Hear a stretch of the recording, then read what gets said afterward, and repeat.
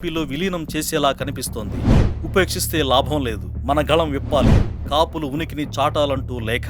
మొన్న అధికారంలోకి వస్తే సీఎం పదవి చంద్రబాబుకి అన్న నారా లోకేష్, ఒకవేళ ఈసారి టీడీపీ అధికారంలోకి వస్తే డిప్యూటీ సీఎం పదవి పవన్కు ఇస్తారా అన్న ప్రశ్నకు ఆ పదవి ఎవరికి ఇవ్వాలన్నది మా చంద్రబాబు పొలిట్ బ్యూరో నిర్ణయిస్తుందని తేల్చి చెప్పారు. ఇన్నాళ్లు సీఎం సీఎం అని అరిచిన జన సైనికులు, ఆయనకు మద్దతిచ్చి కాపు నాయకులు కూడా ఇప్పుడు ఏం చేయాలన్నది తేల్చుకోవాల్సిన సమయం ఉంది. అందుకే నారా లోకేష్ వ్యాఖ్యలపై ఇప్పటి వరకు పవన్ను సమర్థిస్తున్న కాపు సంక్షేమ సేవా వ్యవస్థాపక అధ్యక్షుడు మాజీ మంత్రి చేగొండి హరిరామ జోగయ్య మరోసారి పవన్కు లేఖాస్త్రం సంధించారు.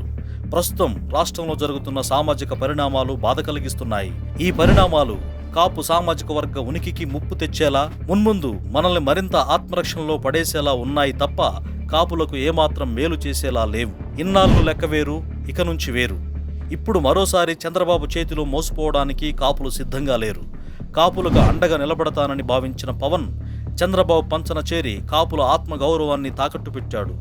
కాపు సామాజిక వర్గానికి పవన్ ఏదో చేస్తాడని నమ్ముతూ వచ్చాం. కానీ జరుగుతున్న పరిణామాలు చూస్తుంటే ఆయనపై వస్తున్న ప్యాకేజీ ఆరోపణలు నిజమనిపిస్తున్నాయి. పొత్తుల్లో ఉన్న పార్టీని సంప్రదించకుండా నారా లోకేష్ సీఎం అభ్యర్థి చంద్రబాబే అని ఎలా ప్రకటిస్తారు? బాబు అనుమతి లేకుండానే ఆయన ఈ ప్రకటన చేశారా? కాపుల ఆత్మగౌరవాన్ని దెబ్బతీయడానికి బాబు చేస్తున్న కుట్ర ఇది. ఈ విషయమై బహిరంగ లేఖ రాసిన పవన్ గాని నాదెండ్ల గాని ఇప్పటి వరకు స్పందించలేదు. ఇది కాపులు ఆలోచించుకోవాల్సిన సమయం. పవన్ వైఖరి చూస్తుంటే జనసేనను టీడీపీలో విలీనం చేసేలా ఉంది.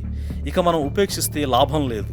ఇక మనం గళం విప్పాలి, మన గొంతు వినిపించాలి, పిడికిలి బిగించాలి, ఉనికిని కాపాడుకోవాలి, అధికారంలో మన వాటా మనం తీసుకోవాలి అంటూ హరిరామ జోగయ్య కాపులకు లేఖ రాశారు. హరిరామ జోగయ్య ఇలా లేఖాస్త్రాలు సంధిస్తున్న పవన్ కళ్యాణ్ గాని నాదెండ్ల మనోహర్ గాని జనసేన తరఫున మరెవరు కూడా స్పందించడం లేదు. అంటే జోగయ్య లేవనెత్తిన అంశాలు వాస్తవమేనని జన సైనికులు కూడా నమ్ముతున్నారు.